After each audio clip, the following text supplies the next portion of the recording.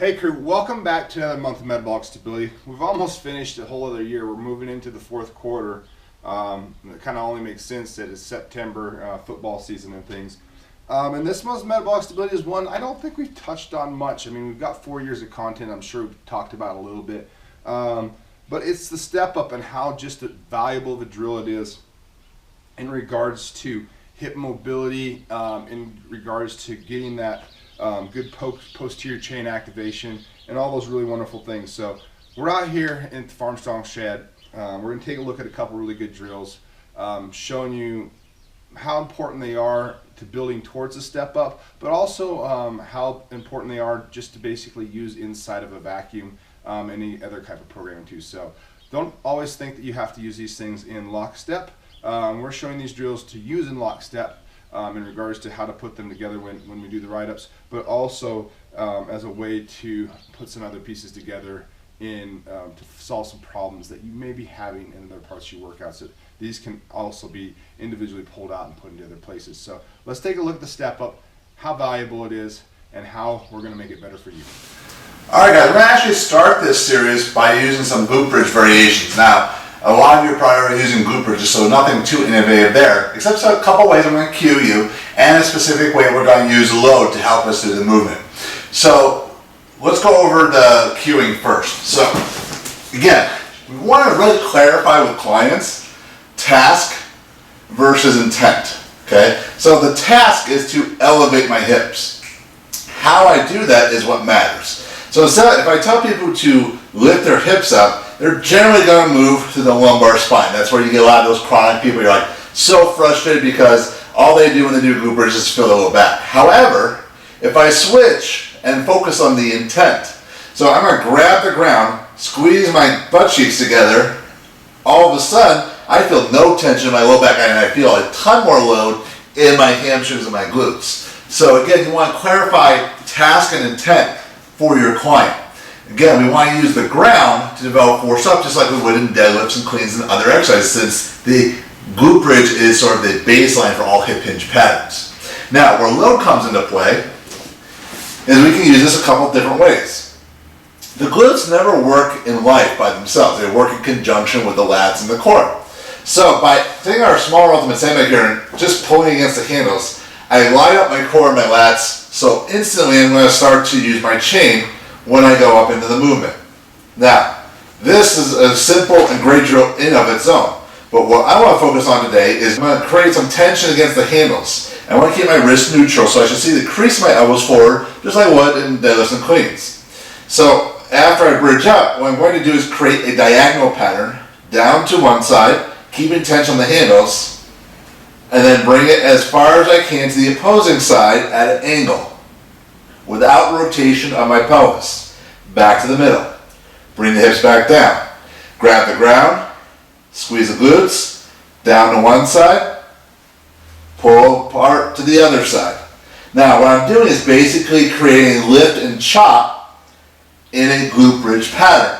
And that's a really important thing because we use lifts and chops to stimulate the core, reflexive core, but in glute bridges we sort of just assume it's going to turn on with no feedback. So we really want to teach the posterior chain to work along with our reflexive core just as we would in any type of real life activity. Over time I can build a little bit more complexity by not changing the weight per se, but by just changing my level of stability. So if I go ahead and come up and I go into a single leg variation, I can start simple and I can build up over time to greater ranges of motion, so I can work just the lift or just the chop and eventually start to make them seamlessly together. You want to move at that speed and you're going to be really surprised at how challenging that is to integrate that cross pattern. So what we're doing is making the glute bridge a little bit smarter, because instead of just making a saggically plane base exercise or just focusing on the glutes, we're focusing upon how those muscle groups work together in real life activity and starting to integrate the different planes of motion to things that we do in everyday life. Hey crew, welcome back to my first drill in this month's Metabolic Stability in ways to help improve your step up. This is a super valuable drill. It's so valuable that I do it every day. Every time I do my workouts, I have this drill in as kind of a mobilizing drill. I find that if you're somebody that has like some low back issues and has mobility, at least some mobility to be able to get towards this position, there's some other ways to improve this position itself if you can't get there. But if you can get towards this position, this will really help some kind of low back issues, at least for me, or if you have low back issues like me. It's a great drill. It's a great drill to work on all that linkage across the system.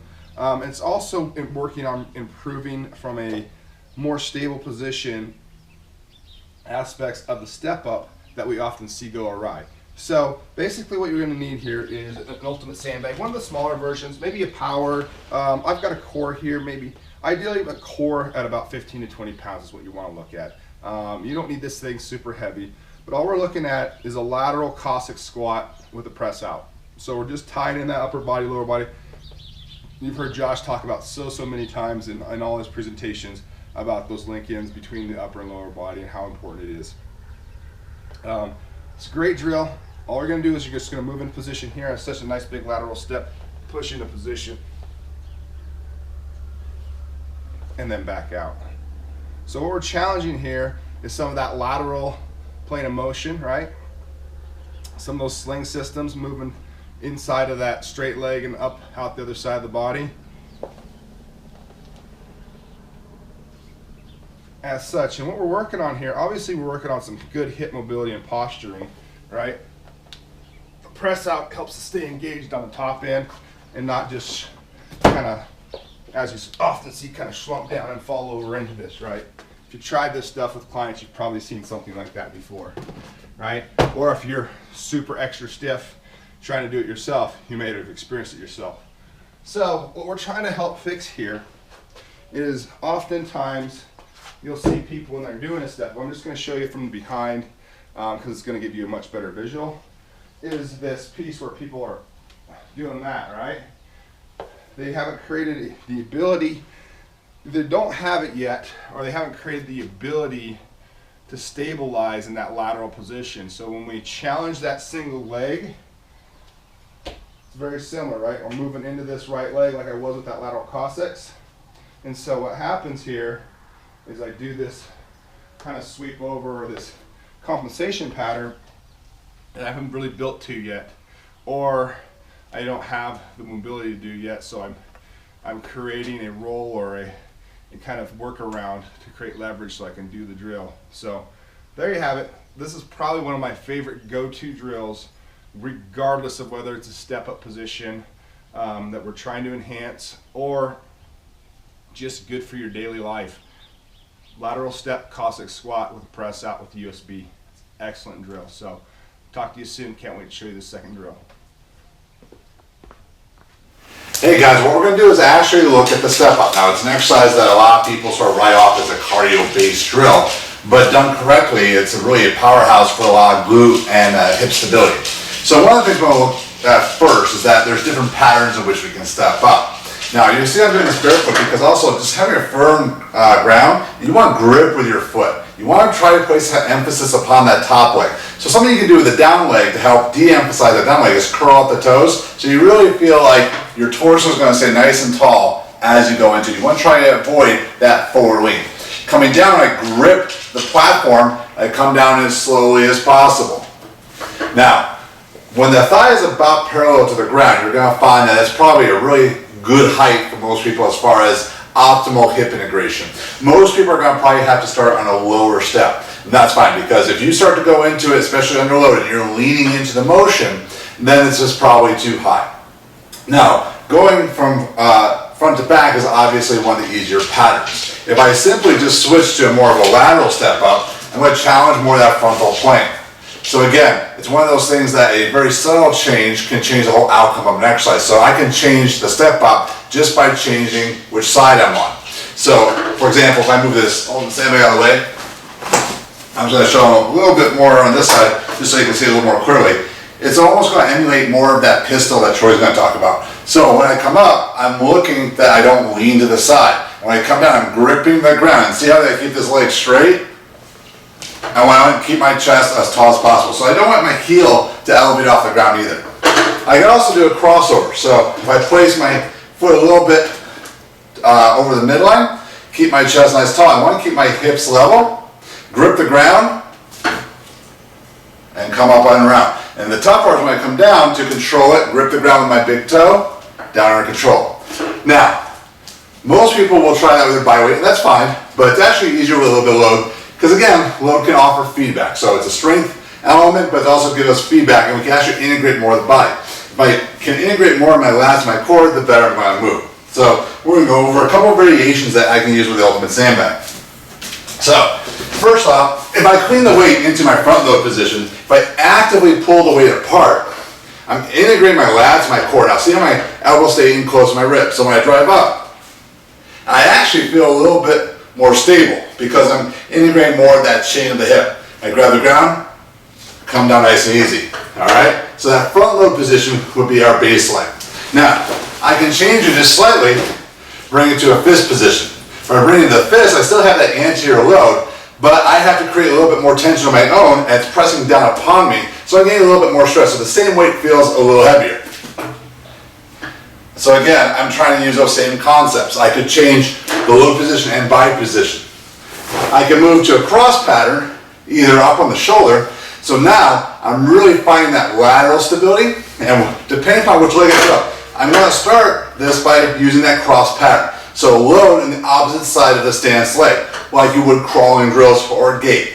So when I drive forward, I'm trying to resist rotation, lateral flexion, and produce that force up. So this is almost as close as we can get to actual gait training, because we're teaching the same elements. I'm getting tension in this lat. I want to brace to that opposing side, drive, nice and tall. The final position can be by the hip. Now, for some, depending upon the load you have, this can come either before or after shoulder. If the load's a little heavier, you're going to use shouldering first, because this is going to really pull you down the side. If you have a little lighter weight, use the suitcase position first. So again, asymmetrical pattern first, cross pattern. Now, what I want to do is I don't want to hang out with my arm, I want to squeeze the handle. When I squeeze the handle, can you see I just sort of tighten up and brace and drive up. So again, I'm trying to resist that rotation of the weight. Now, the control coming down can be the most challenging for some of your clients. So you want to make sure that you have appropriate height of the step, appropriate holding position, and appropriate direction you're going with the step up. There's a lot of variations you can use that doesn't exhaust them even close, but it gives you a good baseline to really build that strong foundation and how you can transition it to other movements and have real world strong hips and core. Hey crew, welcome back to part 2, where we're going to talk about the second drill on how to help improve your step or build your step up just in general.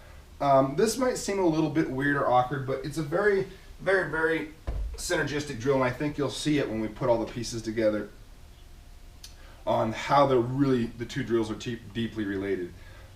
It's something that I've been working on for a while. It might seem way out of bounds for your folks or yourself. Maybe they don't move well, maybe they have issues, back, leg, knee, hip issues. But I think it's really possible. I think it's a position that we can all grab. It's taken me about 8 months to really get a good grab onto this and to move in this position. But it's the pistol. It's actually a weighted pistol. And I'm going to show you, I'm going to bring you back on how the two are related. I'm going to demo the pistol. This is probably a big brother relationship. This is probably a little bit of advancement to the step up. Doesn't mean it's better than the step up, but there's definitely a lot of parallels between the two. Matter of fact, some of the people in the bodyweight culture that really have refined teaching the pistol use some descending step downs, if you will, to help build towards the pistol. So there's definitely a lot of relationship between the two. So boom, here has such a lot of tension right on both legs, not just the down leg, not just, and definitely this leg's just not hanging out, right? So boom, I have it in position.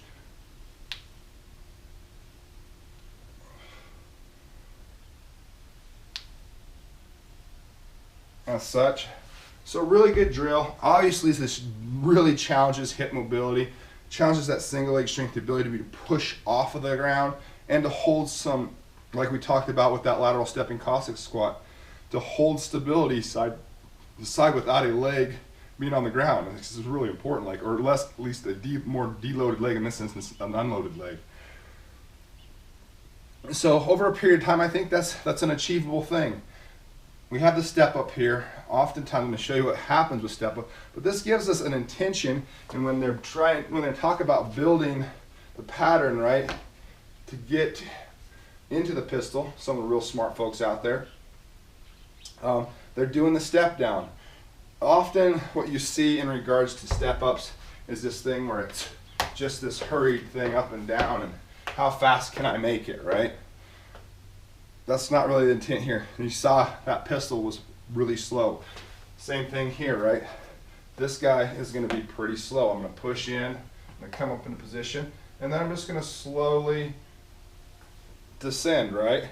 Looks a lot different than what most of you have probably seen done in regards to step-ups, but it's a great drill. You could totally have sets of eccentric dominant descending step downs. Great drill, but doesn't that position look pretty similar?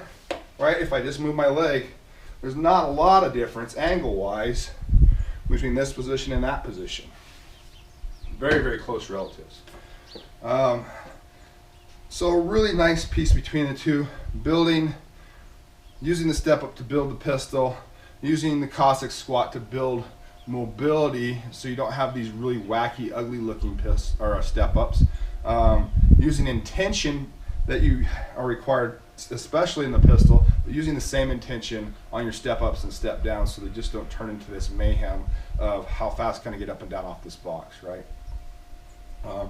Hopefully this has helped you guys take a look at probably one of the most underused drills out there in regards to the step up. I'm not quite sure why. I have a little nugget that I'll share with you in a second, why it's not used, but it's a great drill. It's a super accessible drill. I mean, we've got, big companies like Perform Better have things as small as 4-inch boxes all the way up into the 30-some inch box rings. Nobody's really doing step ups on that high, but probably like a 24-inch box, right? Step up. So there's all this great equipment out there still not being used and done. I'm not sure why. I'm not sure why there's not been a value system assigned to them, why they're not valuable. I have a suspicion that it's a little bit equipment dominant or equipment space dominant. I don't think people really put words to that, which is interesting because we use other pieces of equipment and it doesn't seem to matter. But if you take a look at a real cost-effective thing like a tire and space-effective, we could have 4 people doing step-ups on this thing very quickly and easily in about a 4-foot diameter, right? Not a lot of space for that many bodies. So it's a really effective, efficient drill, not only on helping your clients improve their movement, but also in regards to you being cost effective and space effective. So have a good one. Enjoy the fall. We're going into the 4th quarter, so we might have some football stuff next month's Metabolic Stability, definitely next month's Farm Strong. I'm going to have some nuggets to pull from that for sure. Do some stuff that I'm doing on the side right now. And can't wait to share these last 3 episodes, maybe, was it September, October, November, December? 4 episodes with you, so have a good one.